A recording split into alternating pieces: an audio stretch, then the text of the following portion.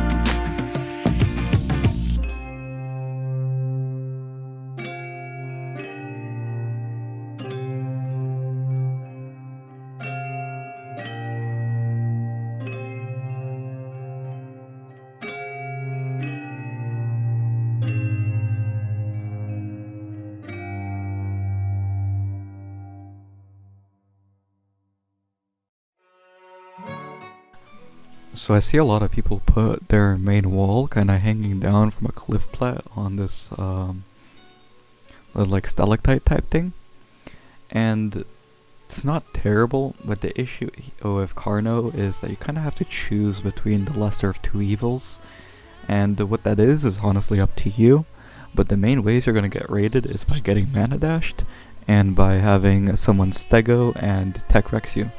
So if you put your main wall back on this cliff plat, it's going to be a little bit harder to mana dash if you spam the area with fence supports and whatnot, just because of the fact the wall's further back and whatnot.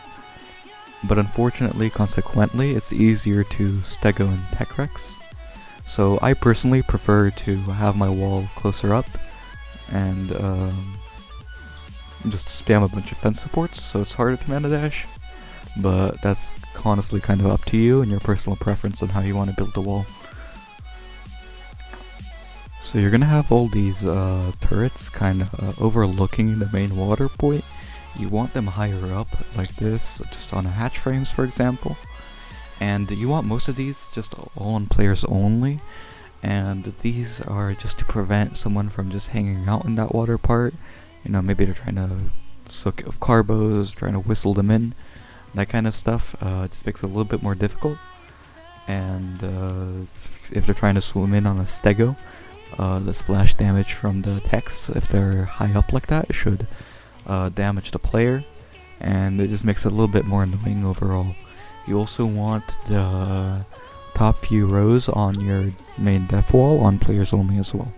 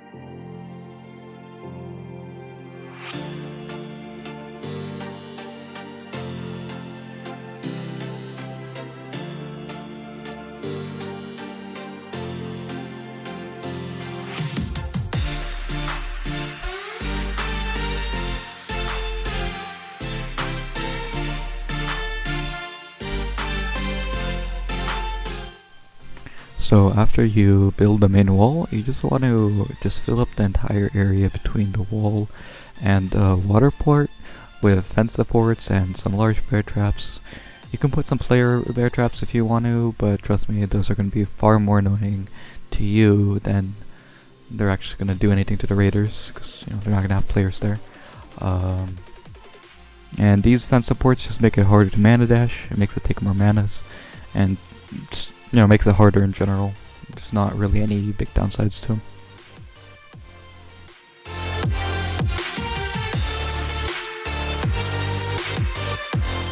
After you finish filling up this area with fence supports and large bear traps, it should look basically something like this. Now don't worry if yours is a little bit different, but as long as you understood all the basic concepts of, what we're doing, then, you should be fine. Just something along these lines is what you want, and that's pretty much it.